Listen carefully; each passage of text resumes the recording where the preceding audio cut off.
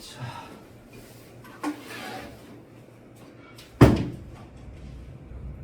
그다음 유음합니다. 유음화.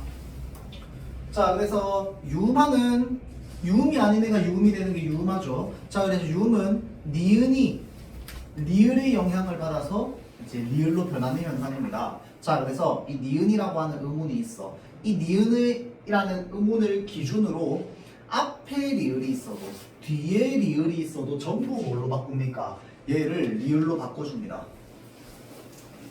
그렇죠? 자, 그래서 자, 그럼 영향을 주는 방향에 대해서 생각해 보면 뒤에 음절에 나오는 리을이 니은에 영향을 줄 수도 있고 앞에 음절인 리을이 니은에게 영향을 줄 수도 있단 말이야. 자, 그래서 영향을 주는 방향에 따라서 우리는 얘를 뭐라고 부릅니까?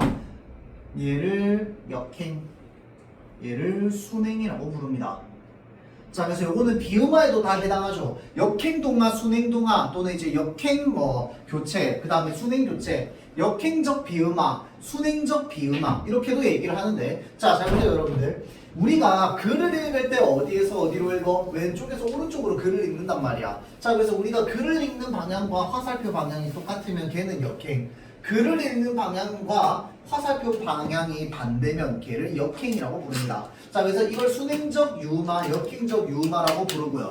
자, 그래서 이거를 기준으로 우리가 앞에 비음화를 예로 한번 들어보면요. 비음화는요. 첫 번째 비음화야. 첫 번째 비음화. 뒤에 있는 니은이 어디에 영향을 주는 거야? 기억에 영향을 주는 거거든. 자, 그래서 앞 음절에 있는 받침이 바뀌는 거기 때문에 얘는요. 필연적으로 뭡니까? 역행적 동화입니다. 역행동화야. 알겠죠? 자, 첫 번째 비음화는요. 역행동화입니다. 자, 그 다음에 두 번째 리을의 비음화는 어떻게 되는데 앞 음절에 있는 받침이 뒤에 음절 초성에 나오는 리을을 니은으로 바꾸는 거거든. 자, 그래서 두 번째 비음화는 필연적으로 뭐가 된다?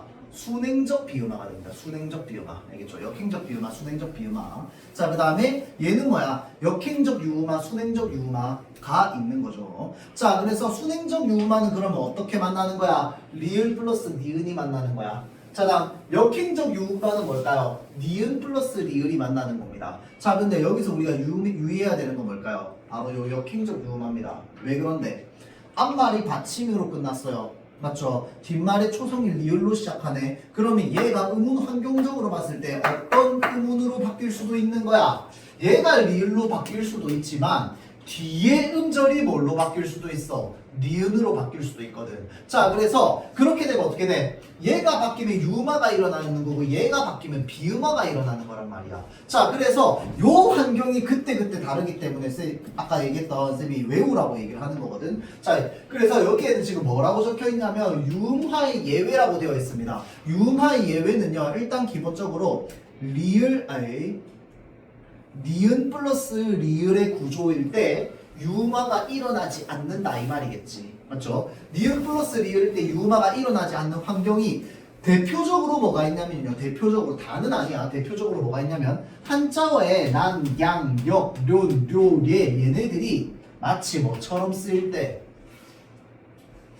접사처럼 붙어 있을 때 봐봐봐. 자, 우리가 접사처럼 붙어있다는 건 무슨 말이냐면 의견, 란 이러면 얘는 의견을 쓰는 칸이라는 뜻이야. 맞죠? 의견을 쓰는 칸이라는 뜻이야. 자, 그래서 란이라는 말을 따로 쓰진 않는데 의견 플러스 란이라는 말을 해서 붙여서 의견란이라고 한단 말이야. 그래서 얘가 생긴 형태를 살펴보면 살짝 어떤 느낌을 가지고 있느냐? 얘가 마치 접사처럼 붙어서 쓰이고 있다는 거야. 접사처럼 붙어. 이 접사처럼 붙은 한자어는 여러분들 좀 잘 생각해야 되는 게 그 한글 맞춤법 할 때 또 나옵니다. 알겠죠? 자, 그래서 얘가 마치 접사처럼 쓰인다.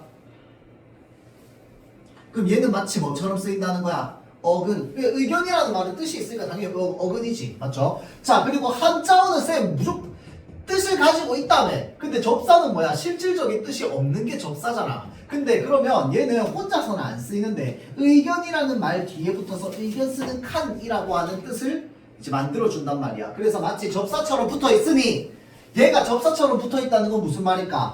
앞에 있는 어근이랑 얘랑 서로 뭐가 생긴다? 형태소와 형태소 사이에 경계가 생긴다는 거야. 자, 그래서 요 형태소의 경계에서 뭐가 일어난다? 리을의 비음화가 일어난다. 이렇게 이야기를 하는 거거든. 근데 그럼 하나 물어봅시다. 끊고. 얘는 어떻게 하는데?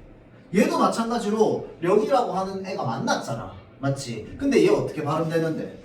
얘는 권력으로 발음됩니다. 그럼 뭐가 일어나는 거야? 유음화가 일어난 거야.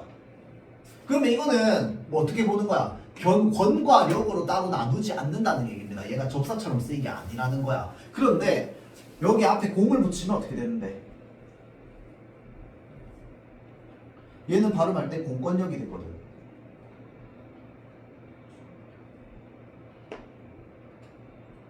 이렇게 된단 말이야.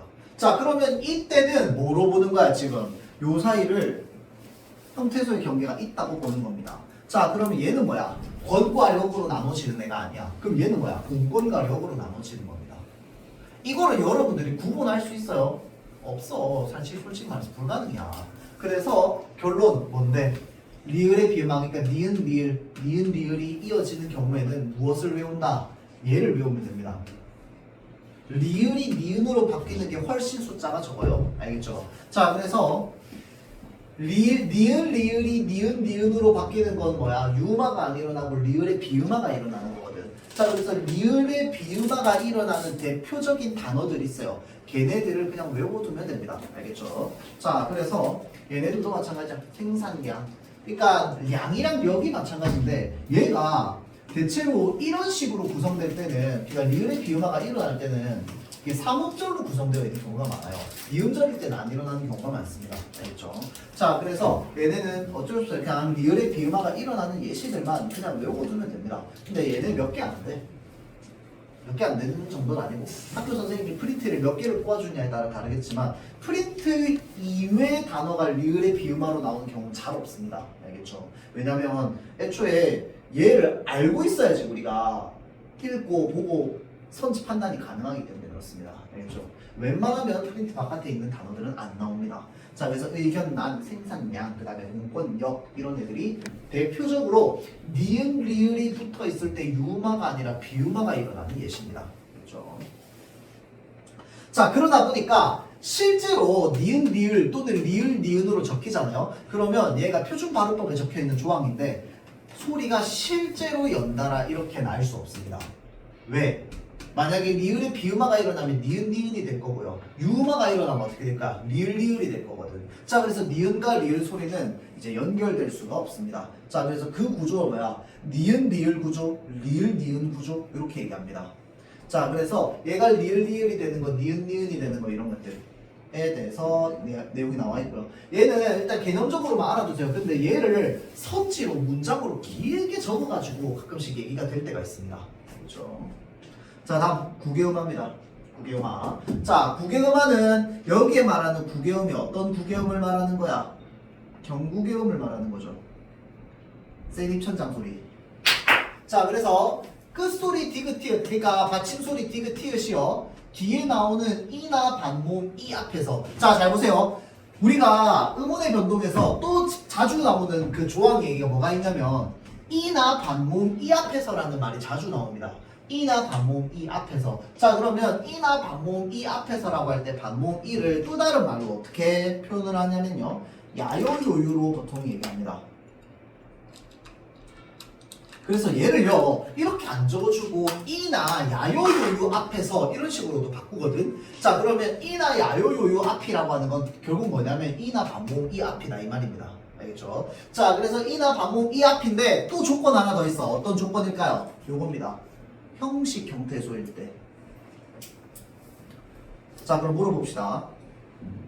우리가 어떤 단어가 형식 형태소 혼자 쓸 수 있어 없어? 없어요. 형식 형태소 혼자 쓸 수 없습니다. 자, 그래서요, 잘 보세요. 이나 반모음 이로 시작하는 얘가 형식 형태소잖아. 그럼 이 형식 형태소 앞에 있는 형태소는 뭘까요? 다른 형태소란 얘기입니다. 대부분 실질 형태소겠지. 또는 실질이 아닐 수도 있어. 실질이 아닌 경우는 뭐야? 이 형식 형태소 앞에 또 다른 형식이 있고 그 앞에 실질이 있겠지. 이해돼요? 자, 그래서 기본적으로 얘가 이나 반모음 이로 시작하는 형식 형태소다라고 하는 건 무슨 말이냐면 여기에서 끊고 얘는 얘랑 다른 형태소다 이 말입니다. 그래서 말을 꼬아서 물어볼 때 어떤 식으로도 물어보냐면 이나 반모음 이로 시작하는 다른 형태소 이런 식으로도 이야기를 하는 경우가 있습니다. 또는 형태소의 경계에서 일어난다 라고 할 때 봐봐봐. 국외음화도 필연적으로 뭐에 해당합니까? 형태소의 경계에서 일어날 수밖에 없는 변동입니다. 왜? 얘가 이나 반모음 이로 시작하는 형식 형태소로 시작할 때 그때 만나면 생기는 거거든. 무슨 말인지 알겠죠? 자, 그래서 아까 이야기했던 얘도 형태소의 경계에서 생겨날 수밖에 없는데요.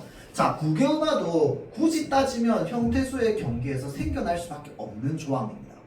이해돼요? 자, 그래서 이 디귿 티읕이 이나 반모음 이를 만나서 뭐로 변한다? 지읒이나 치읓으로 변하는 현상을 우리는 국외음화라고 합니다. 자, 국외음화를 크게 모르지는 않을까요, 여러분들? 이런 것들 맞죠? 자, 그 다음에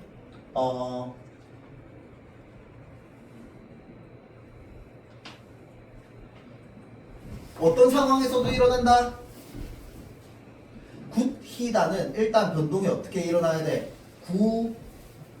굿히다로 먼저 일어나야 돼. 그래서 자, 거세 소리와 그러니까 축약이 먼저 일어나고 그 다음에 이 t가 e를 만나서 어떻게 변하는 겁니까? 치로 변하는 겁니다. 그렇죠? 자, 그러면 여러분 어떻게 얘기하면 안 될까요? 디귿이랑 히읗이 뒤에 이를 만나서 된다 라고 하면 안 됩니다. 왜 그러냐면 디귿이랑 티읕이 만나서 결론적으로 뭐가 돼야 돼?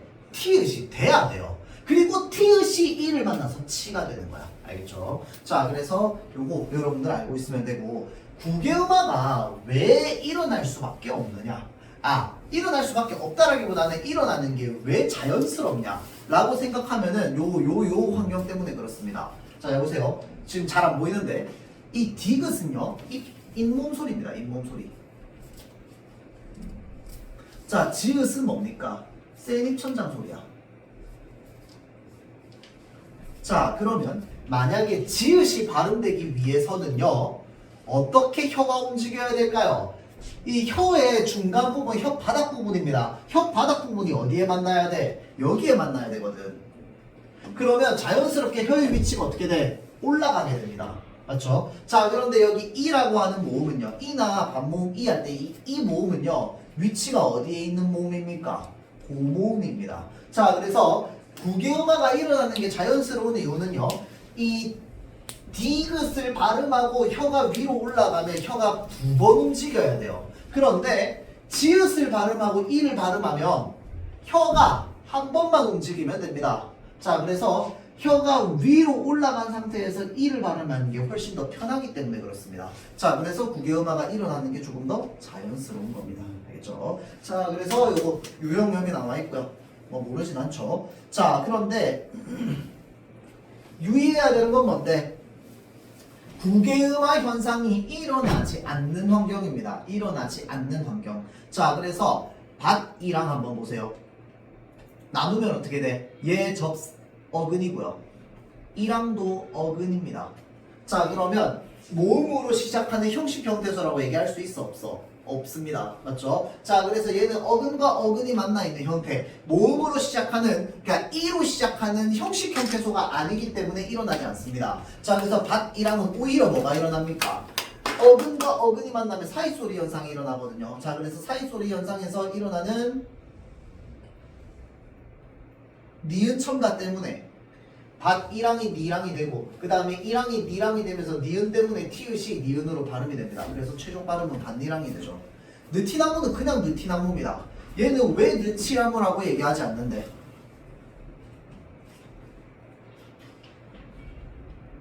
느티라는 것 자체가 그냥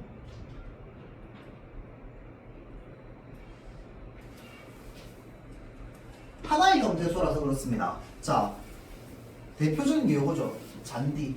요것도 마찬가지로 하나의 형태소 아니기 때문에 잔지라고 일어나지 않습니다. 국외음화가. 자, 그래서 하나의 형태소 안에서는 또 일어나지 않습니다. 또 다른 의견도 있어요. 여기 밑에 보면 또 다른 의견이 있는데 이게 뭐냐면 중세국어의 흔적을 가져오는 겁니다. 왜 그러냐면 중세국어가 예전에는 국외음화를 적용을 안 했다가 근대국어로 넘어오면서 국외음화를 적용한 발음으로 바뀐단 말이야. 그러면 느티나무도 생각해봐봐. 국외음화가 적용이 되었으면 느티나무로 중세국어 때 바뀌었을 거 아니야. 중세에서 근대로 넘어갈 때. 근데 잔디도 그렇고 느티나무도 그렇고 안 넘어갔거든. 아, 왜 안 넘어갔는데? 라고 하면 과거에 어떻게 쓰였기 때문에 이로 시작하지 않았기 때문입니다. 느티나무로 쓰였기 때문에. 그래서 얘가 국외음화가 일어나지 않은 상태로 어디까지 온 거야? 현대국어까지 온 거야. 그러다 보니까 얘는 하나의 형태소니까 우리 지금도 일어나지 않지. 그렇죠? 자, 그래서 역사적으로, 그러니까 중세국어, 근대국어의 흔적을 통해서도 알 수 있습니다. 알겠죠? 그래서 그 대표적인 여기에 보면 디디다, 견디다 이런 것들 있죠. 얘네 다 마찬가지야. 다 드이 이렇게 쓰여 있었기 때문에 그때 당시에는 이제 중세에서 근대로 넘어갈 때 국외음화가 일어나지 않았다라고 볼 수 있습니다. 자, 다음 된소리대기. 얘 좀 중요합니다, 여러분들. 된소리대기가 여러분들 내신 단골 손님 중에 하나, 단골 손님 중에. 알겠죠? 자, 그래서 된소리대기 얘는 일단은 조항이 4개인데 4개는 그냥 다 치고 외워야 돼. 알겠죠? 4개는 그냥 외워야 돼요. 그냥 외워야 돼. 자, 그런데 유형으로 따지면 뭐가 제일 중요하냐? 얘가 제일 중요합니다. 왜 중요하냐면 음운 변동보다 딴 데서 더 많이 쓰이기 때문이야. 왜 그러냐면 얘만 뭐가 없냐면요. 조건이나 예외가 없습니다. 다 일어나요. 자, 닫힌 소리 기역, 디귿, 비읍. 자, 이게 음절 끝소리로 인해서 바뀌는 것까지 다 포함입니다. 알겠죠? 자, 기역, 디귿, 비읍 뒤에서 이어지는 봐봐. 기역, 디귿, 비읍, 시옷, 지읒. 바다사사가. 그러니까 예외 없이 5개 다 일어난다고. 알겠죠? 예외 없이 5개 다 일어나요. 얘네는 아닌 애들도 있거든. 근데 이것까지 다 외울 필요는 없어요. 환경만 알면 돼, 환경만. 자, 그래서 받침 소리, 기역, 디귿, 비읍 뒤에 나오는 예사 소리 전부 뭘로 발음된다? 된 소리로 발음됩니다. 예외 없어. 알겠죠? 자, 그래서 국밥, 옷고름 이런 식으로 기역, 디귿, 비읍, 받침. 그러니까 음절 끝소리 규칙에 의해서 기역, 디귿, 비읍으로 받침이 나오고 나서 그 뒤에 나오는 예사 소리는 전부 된 소리가 일어납니다. 자, 그 다음 두 번째. 자, 여기서부터 좀 중요합니다. 어간 받침이야. 잘 보세요. 어간 받침. 니은, 미음. 얘네 이렇게 일단 묶을 거야. 뒤는 좀 냅둘 거야. 왜냐면 요거 학교 선생님이 나눠주는 프린트 종류에 따라서 얘가 들어가 있는 경우도 있고 안 들어가 있는 경우도 있거든. 왜냐면 얘를 여기에 해당한다라고도 볼 수 있는 근거가 있거든. 알겠죠? 자, 그래서 얘는 문법 교재에서 하면은 얘가 이렇게 같이 포함되어 있는 경우도 있고 빠져 있는 경우도 있습니다. 알겠죠? 자, 그래서 일단은 뭐 먼저 생각한다? 얘네 먼저 생각해. 니은, 미음. 근데 니은, 미음이 그냥 니은, 미음이 아니고요. 겹받침으로 발음되는 니은, 미음까지 다 포함입니다. 알겠죠? 자, 그래서 어디에? 어간입니다. 어간. 어간이라는 건 품사가 무조건 뭐라는 거야?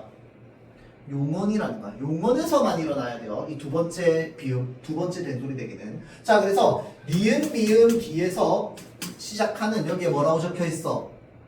어미의 첫 소리라고 되어 있습니다. 어미의 첫 소리. 어미에다 발표합시다. 어미가 아니면 안 되는 거야. 알겠죠? 자, 어간 받침 니은, 미음 뒤에서 어미의 첫 소리가 변하는 현상입니다. 자, 그래서 심고, 삼고, 넓게 뭐 이런 식으로. 자, 봅시다. 안따가 있어. 얘는 발음이 어떻게 돼? 안따가 됩니다. 자, 그런데 여기에 피동정미사 하나 붙여볼 거야. 안기다. 얘는 발음이 안기다가 된단 말이야. 자, 그러면 잘 보세요. 얘가 끼로 발음되지 않는 이유를 뭐라고 설명해야 돼? 얘는 뭐가 아니기 때문에? 어미가 아니기 때문에. 접사라서 그렇습니다.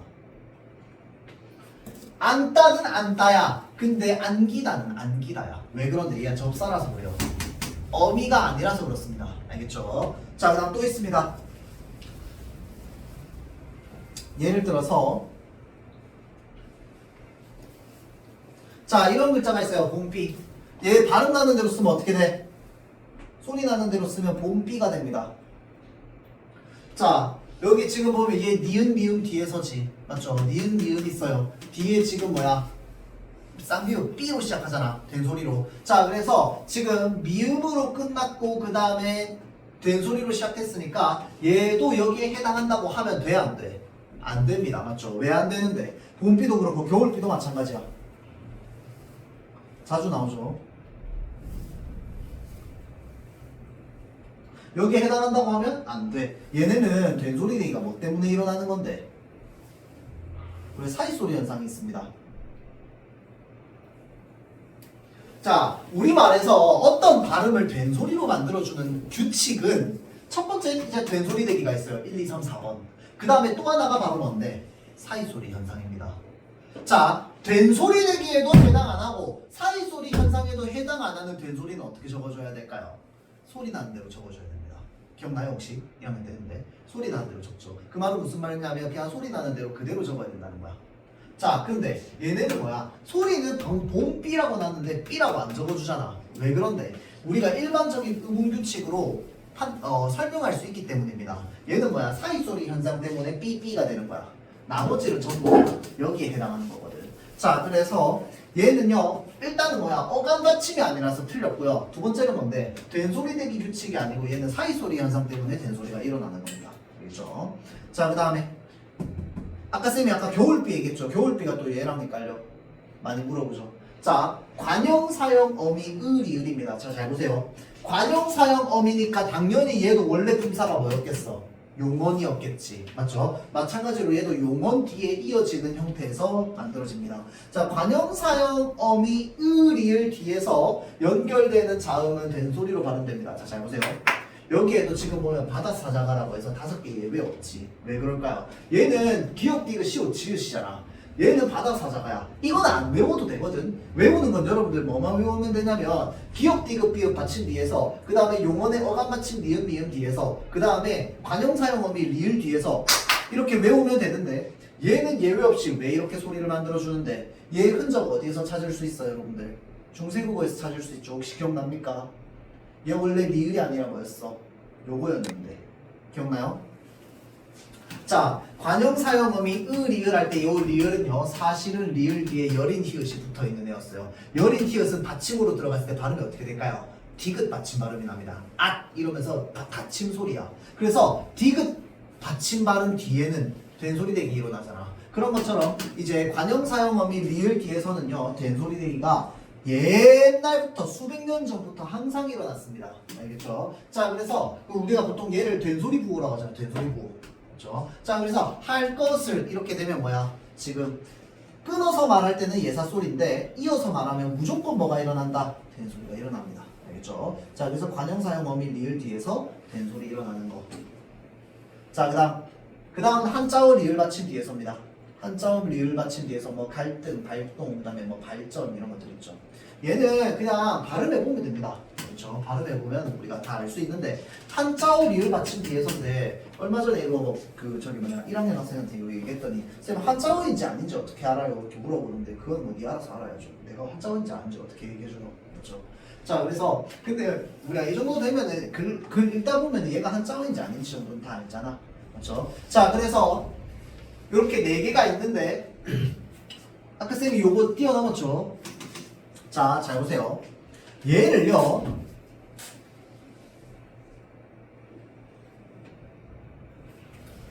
음운 변동의 구조를 우리가 생각해보면 얘는 우리가 음운 변동의 순서를 어떻게 이야기를 해야 될까요? 이거 선생님들마다 좀 달라요.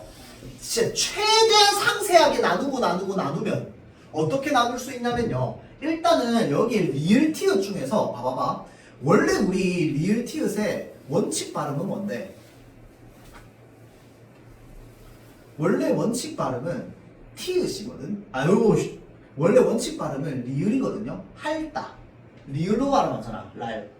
자 그래서 리을 발음이 원칙이니까 리을 발음이 원칙이라는 건 무슨 말이냐면 조금 이따 하겠지만 그러니까 자음분 단수나 하나가 탈락한다는 거거든. 맞죠? 그러면 탈락을 먼저 시키고 나서 다를 발음하면 얘가 할다가 될까? 할따가 될까?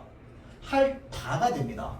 리을 받침 뒤에서잖아. 맞죠? 자, 얘를 된소리로 만드는 환경은 뭐였어? 기역, 디귿, 비읍 받침 뒤에서거나 또는 용언의 어감 받침 니은, 니은 뒤에서거나 니은, 미은 아니잖아. 그 다음에 한자어 리을도 아니잖아. 관형사용음이 리을도 아니거든. 자, 그렇기 때문에 얘를 필연적으로 된소리로 만들어줄 수 없습니다. 근데 우리는 얘를 발음할 때 어떻게 발음해? 할다가 아니라 할다라고 얘기하거든. 자, 그래서 이거를 왜 이렇게 보느냐라고 할 때 관점을 얘가 먼저 뭐가 일어난다? 음절 끝소리 규칙이 먼저 일어난다. 그래서 디귿 받침이 뭘 만들어준다? 된소리를 만들어준다. 하고 나서 얘는 이제 쓰임을 다하고 뭐한다? 탈락한다. 라고 보는 관점이 있어요. 자, 이렇게 되면 의무 변동의 순서가 어떻게 될까요? 음절 끝소리 규칙 교체 먼저 일어나죠. 그 다음에 된소리 대기 교체 일어납니다. 그러고 나서 뭐가 일어나는 거야? 탈락이 일어나는 거야. 그래서 교체 탈락이라고 해서 3번이라고 볼 수 있어요. 그런데 만약에 이 조항 그대로 보자면 어떻게 될까요? 얘 리을 티읕이 그냥 뭐 해준다? 뒤에 나오는 디귿을 된소리로 만들어준다. 그러고 나서 뭐 한다? 탈락한다. 이렇게도 볼 수 있어요. 그러면 변동이 몇 번이 돼? 2번이 됩니다. 무슨 말인지 알겠죠? 왜 얘기하냐면 학교 선생님마다 다르게 얘기해서 그래요. 알겠죠? 자, 그래서 이것도 여러분들 기억을 좀 해놨다가 학교에서 선생님이 어떻게 얘기하는지 얘기 안 하면 슬쩍 물어봐. 이거 의문의 변동 몇 개라고 봐야 되냐고. 2개라고 얘기하면 뭐야? 이 관점으로 보는 겁니다. 3개라고 얘기하면 뭐야? 요 관점으로 보는 겁니다. 알겠죠? 자, 그래서 요거를 여러분들이 파악을 하는 게 좀 중요하다. 자, 된소리 대기 끝났어요. 자, 다음 이 모음 역행동합니다. 자, 얘는요 사실은 표준어가 아니야. 얘는 그러니까 표준 발음이 아니에요. 정확하게 말하면 표준어도 당연히 아니고. 자, 그런데 표준 발음 아니고 표준어도 아닌데 사람들이 너무 많이 이렇게 얘기해. 특히나 누가 이렇게 얘기 많이 해요? 할머니들이 이렇게 얘기 많이 하죠. 사투리에서 보통 많이 나옵니다. 자, 그래서 이게 뭐냐면 후설모음 아오 뒤에서 전설모음 이가 나오면 전설모음이 앞 음절로 끌려 나오는 현상이야. 자, 그래서 대표적으로 뭐가 있느냐? 여기 있네. 가랭이라고 부르는 거. 뻐미를 M이야 이러면서 M이라고 부르는 거. 그 다음에 죽이다를 쥐기다로 부르는 거. 이건 뭐야? 사투리에서 주로 많이 나타나죠. 고기를 괴기로 말하는 거. 요것도 사투리에서 많이 나타나죠. 자, 그래서 이게 뭐냐면 자, 잘 보세요. 지금 여기 이 모음 있죠. 그 다음에 이 모음 있죠. 이 모음 앞에 뭐가 있어? 여기 우 모음이 있는 거야. 그럴 때 이 모음이 땡겨져가지고 여기에서도 발음이 되는 거지. 무슨 말인지 알겠죠? 그러니까 이 모음이 반모음 이처럼 쓰인다. 이렇게 되는 겁니다. 자, 그래서 얘를 이 모음 역행동화라고 하는데 요거는 일단 기본적으로 표준 발음이 아닙니다. 그런데 사람들이 너무 많이 써가지고 표준 발음이 된 애들 대표적인 게 2개가 있어.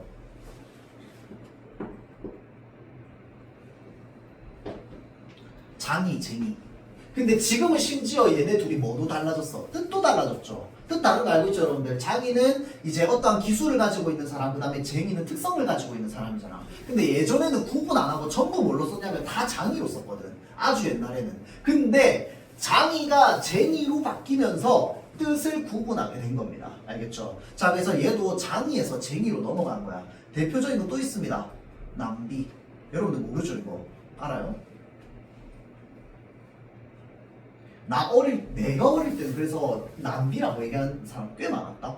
그러니까 말할 때는 냄비라고 말해. 근데 적을 때 남비라고 적는 사람들이 되게 많았어요. 그래서 여러분들 왜 겨울 되면 이렇게 기부하라고 구세군들 이렇게 종치잖아. 그게 자선 냄비거든, 자선 냄비. 근데 예전에 자선 남비라고 했어, 자선 남비. 나 어릴 때 그래가지고 뉴스 같은 거 보면 자선 남비 이렇게 막 적혀 있고 그랬어요. 물론 바뀐 건 엄청 옛날에 바뀌었어. 내가 태어나기도 한참 전에 바뀌었어. 근데 이제 사람들이 그냥 계속 남비 이렇게 적는 거야. 근데 이제 발음할 때도 냄비 이렇게 한단 말이야. 그러다 보니까 너무 많은 사람들이 냄비라고 해서 이제는 얘를 표준어로 인정도 안 해주고 지금은 표준어가 뭐야? 냄비가 표준어입니다. 알겠죠? 그래서 이게 이제 이 모음 역행동화로 인해서 그냥 표준어가 바뀐 예시들에 해당하죠. 근데 얘네들 제외하고 나머지는 전부 뭐야? 비표준어입니다. 다 표준 발음이 아닙니다. 그렇죠? 자, 그래서 이 모음 역행동화. 자, 그럼 끝났고, 자, 그 다음에 축약 봅시다. 축약까지만 보고 오늘 마치면 될 것 같아요. 자, 축약은 지금은요, 여러분들 하나만 생각하면 됩니다. 하나만 생각하면 돼요. 자, 그래서 축약은 애초에 잘 물어보지도 않아요. 자, 축약은요, 고센소리 대기. 그리고 그드브즈가 흐를 만나서 뭐가 되는 거? 크트프츠가 되는 거. 맞죠? 자, 그래서 얘가 히읗을 만나서 거센 소리가 되는 거. 거센 소리 화 이거밖에 없습니다. 알겠죠? 자, 근데 얘가 여러분들 거센 소리 화만 물어보는 문제는 없어요. 고3에서. 주로 뭘 물어볼까요? 다른 거 물어봐. 다른 거 물어보는데 얘가 껴있어. 그래서 의문변동 횟수 한 번 더 해줘야 되는데 걔 빼먹어, 까먹어. 이럴 때 조심해야 됩니다. 알겠죠? 자, 그래서 얘만 물어보는 문제는 안 나오고요. 얘가 어떤 다른 거 물어보는데 끼어 있어. 그래서 얘를 의문 변동의 횟수로 쳐야 되는 거, 또는 얘가 바뀌는데 생각 안 하고 그냥 넘어가는 경우, 이런 거 조심해야 됩니다. 자, 그 다음에 또 하나 조심해야 되는 유형이 있어요. 봐봐봐. 자, 이렇게 하면 발음 어떻게 돼? 쌓고 이렇게 됩니다. 근데 히읗이요 이러면 어떻게 발음돼? 이렇게 발음됩니다. 자, 이거를 가지고 그러면 우리가 거센 소리대기라고 얘기할 수 있어 없어? 없어요. 근데 의문이 변동된 건 분명히 변동됐거든. 어떻게 변동됐는데? 축약의 형태로 변동된 건 맞아. 히읗이랑 시옷이 만났어. 근데 뭐가 됐어 지금? 전에 없던 새로운 의문이 생겼잖아. 맞죠? 그런데 시옷은 예사소리인데 얘가 뭘 안 가지고 있어요? 거센 소리를 안 가지고 있거든. 그래서 축약의 형태냐라고 물어보면 축약의 형태는 맞다고 얘기해야 돼. 근데 얘를 축약에 보면 안 들어가 있잖아. 얘 왜 안 들어가 있는데? 히읗 시옷이라고 하는 딱 예외적인 상황에만 쓰이거든. 그래서 얘는 조항이 어디에 들어가 있냐면 히읗과 관련되어 있는 조항이 따로 있어요. 히읗은 너무 특이한 자음이다 보니까 환경에 따라서 너무 많이 변하거든요. 그래서 히읗과 관련되어 있는 조항이 그냥 한 페이지 전체로 따로 있어요. 거기에 들어가 있어. 그래서 축약이라고 하는 거에 딱히 넣지는 않습니다. 근데 형태로만 보자면 축약이 맞아. 왜? A 의문과 B 의문이 만나서 C가 됐잖아. 근데 얘를 가지고 축약의 형태다라고 하면 맞는 말이라고 볼 수 있는데 거센 소리 되기라고 하면 맞아 틀려? 틀렸습니다. 얘 된 소리잖아. 이해되죠? 그러니까 이거 유의해야 됩니다. 얘는 거센 소리인데 얘는 된 소리야. 알겠죠? 자, 그래서 요거 좀 유의해야 되는 거? 요거 말고는 없어요. 자, 그 다음에 조항이 나올 수가 있습니다. 예를 들어서 거센 소리 대기가 조항으로 나오잖아. 그러면 얘 조항이 어디에 들어가 있냐면 아까 쌤이 얘기했던 히읗 발음과 관련되어 있는 조항에서 따로 나와 있거든. 따로 나와 있어서 조항 번호가 있을 거 아니야. 그 번호예요, 여러분들. 얘랑 얘가 따로 적혀 있습니다, 여러분들. 얘 따로 있고 얘 따로 있거든, 예시들이. 그래서 이거는 올 작년에 나왔던 시험 문제, 작년에 나왔던 내신 문제였는데 어떤 애가 이제 시간이 없어가지고 막 푸는데 답이 안 나오더래. 답이 안 나오는 게 뭐였냐면 선생님이 위에 예시 조항으로 뭐만 적어놨냐면 얘만 적어놨어요. 얘만 적어놓은 거야. 그 말은 무슨 말이야? 히읗이 앞에 있는 것만 찾아야 되거든. 근데 선지에 히읗이 2개가 있었던 거야. 그러니까 거센 소리가 일어나는 게 1번 선지도 거센 소리가 일어나고 2번 선지도 거센 소리가 일어나는 거야. 야, 시간이 없어서 빨리 풀고 찍고 넘어가야 되는데 2개니까 답이 안 보이더래. 그래서 그냥 둘 중에 하나 찍고 넘어갔대요. 근데 틀렸어. 왜 틀렸는데? 얘가 지금 여기에 조항에는 뭐만 나와 있어? 히읗이 앞에 있는 것만 나와 있었거든. 이게 이제 한 4줄짜리 조항으로 이렇게 막 적혀 있어요.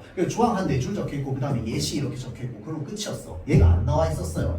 그러니까 이거 보면서 뭐 판단해야 돼? 히읗의 위치도 판단해야 됩니다. 알겠죠? 자, 그래서 순행적 거센 소리, 역행적 거센 소리. 뭐야? 히읗이 앞에 있으면 순행이고, 히읗이 뒤에 있으면 역행이겠지. 맞죠? 자, 그래서 이제 요거 혹시나 보면서 진짜 깜짝 놀랐어. 이렇게 문제를 치사하게 된다고.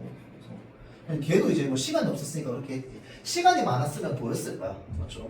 왜냐면 너무 답이 2개잖아. 맞죠? 그래서 그런 것들 좀 유의해야 되고요. 자, 그 다음 요거 여러분들 참 좀 애매하긴 한데 아마 요거 축약이라고 얘기하는 사람 없을 거야. 없어요. 근데 좀 나이 드신, 혹시 학교에 국어 선생님 중에 나이 드신 분 있니?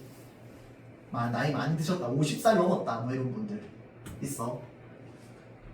요즘 이거 축약이라고 얘기 안 합니다. 알겠죠? 내가 고등학생 때 이거 축약이라고 배웠어. 왜냐면 형태 자체는 축약이 맞거든. 뜨이다를 띠다라고 하잖아. 맞죠? 그러면 뭐야? 으랑 이가 만나서 의가 됐잖아. 그러면 한 개의 의문 만났어. 한 개의 의문이 됐단 말이야. 근데 얘는 둘 다 얘가 아니거든. 맞죠? 자, 그래서 따지고 보면 얘도 그러니까 의문 개수로 따지면 하나, 둘, 셋, 넷, 5개잖아. 근데 얘 음운 개수 몇 개야? 하나, 둘, 셋, 네 개거든. 음운 개수가 달라지는데 얘를 요즘 축약이라고 얘기를 안 해요. 그게 언제부터 하느냐면 내가 정확하게 기억이 안 나는데 한 4년 전인가 5년 전인가 그 수능 모의고사인지 수능이었는지 기억이 안 나는데 지문형 문제가 있었어요. 그 지문형 문제 얘를 교체 현상으로 넣어가지고 이야기를 하는 거야. 근데 그 뒤로부터 얘가 좀 애매하게 섞이다가 어느 순간부터 어떤 교재는 얘를 그냥 교체에 넣어버리는 교재도 있고 막 다르단 말이야. 그래서 얘를 우리가 뭐라고 부르냐면요, 반모음화라고 부릅니다. 그러니까 반모음이 아닌 게 반모음이 된다는 거거든. 그러니까 이게 뭐냐면 예를 들어서 그림을 그려라고 하면 그리 플러스 어야.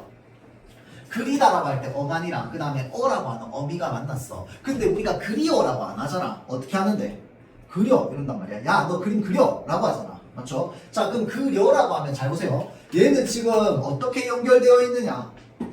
얘를 음운으로 다 적어봐. 어떻게? 기역, 리을, 이 그 다음에 뭐야? 어잖아. 순서대로. 맞죠? 자, 그러면 얘는 어떻게 돼? 기역 다음에 다음에 리을 다음에 여거든. 자, 그럼 여기까지 똑같잖아. 빼. 자, 그럼 뭐만 남냐면 그 다음에 여만 남거든요. 자, 그러면 이 어가 뭘로 변했다? 여로 변했다고 보는 거야. 자, 그럼 여는 또 어떻게 나눌 수 있는데? 마치 인수분해하듯이 나누면 반모음 이랑 어로 나눌 수가 있잖아. 자, 그래서 어떻게 되는 거야? 이라고 하는 모음이 뭐로 변했다? 반모음 이로 변했다 라고 해서 이가 반모음 이로 변했다라고 해서 반모음화 현상이라고 하고 얘를 요즘 교체라고 얘기합니다.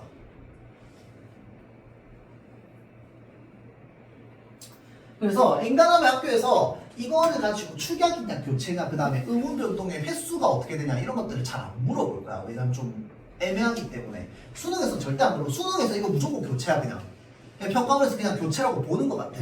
문제 그 이후에도 모의고사나 몇 개 더 나왔거든요. 다 교체로 들어가 있었어요. 알겠죠? 얘는 그냥 교체라고 알면 돼. 알면 되는데 이제 축약의 성질을 띠고 있다 정도만 알고 있으면 돼요. 축약의 성질을 띈다. 왜? 두 개의 의문이 하나의 의문이 됐으니까. 알겠죠? 자, 그래서 뭐 유형은 어차피 여러분들 다 아는 걸 거야. 뜨이다, 띠다. 그 다음에 쓰이다, 쓰이다. 그 다음에 그리다, 그려. 줄이다, 줄여. 이런 것들 있죠. 보아라, 봐라. 두어라, 둬라. 자, 그러면 봐봐봐. 얘는 뭐로 바뀌는 애? 반모음 이로 바뀌는 애. 얘네는 뭐야? 반모음 오나 반모음 우로 변하는 애가 되는 겁니다.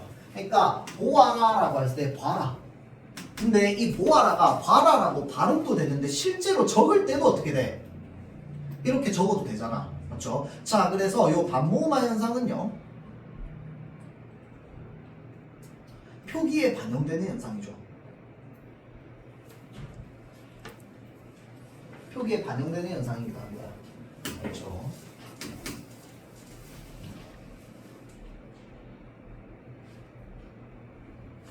얘가 모의고사나 이런 데 왜 자주 나오냐면요, 여러분들. 그러니까 변동횟수나 이런 걸 물어보진 않고요. 여기 사이에 얘에 해당하지 않는 애를 끼워 넣기가 너무 좋아요. 이해돼요?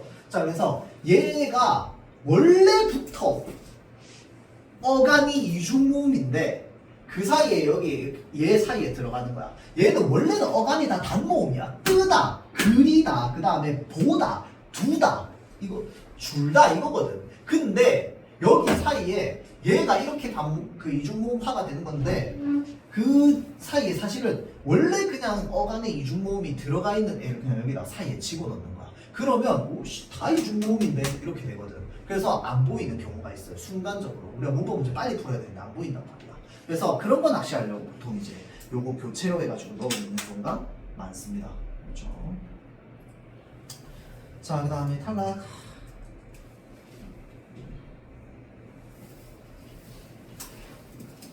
탈락하면 끝인데 생각보다 좀 빨리 끝났네요. 요거는요 여러분들 숙제입니다. 숙제. 숙제인데 그냥 진짜 쉬워요. 진짜 쉬워. 그냥 좀 까먹지 말라고 내주는 겁니다. 그래서 좀 풀어보면서 단어 파트예요. 단어 파트. 의문 아니고. 그러니까 지난 거 내주는 거야. 지난 거. 그러니까 단어가 끝났는데 이걸 까먹으면 안 되니까. 알겠죠? 그래서 요거 그냥 진짜 쉬운 그냥 문제들이니까 그냥 시간 날 때 그냥 좀 해보세요. 알겠죠? 다 푸는데 시간 그렇게 오래 걸리지도 않을 겁니다. 그래서 얘네들 풀면서 좀 까먹지 않게 계속 좀 이제 연습을 할 수 있도록 합시다. 그렇죠? 정리합시다. 좀 빨리 끝났는데 정리를 좀 천천히 해주세요. 빨리 나가니까.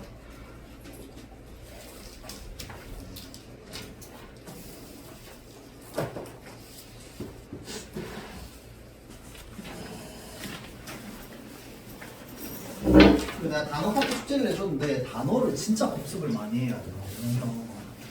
그러니까 뭐 헷갈려요 하면 다 단어야. 다 형태소고 다 품사고 다 뭐 저기 합성어 파생어로 헷갈리는 부분은 다 여기 있다. 걔네만 좀 잘 전화하니까 한다고 생각하면 돼요.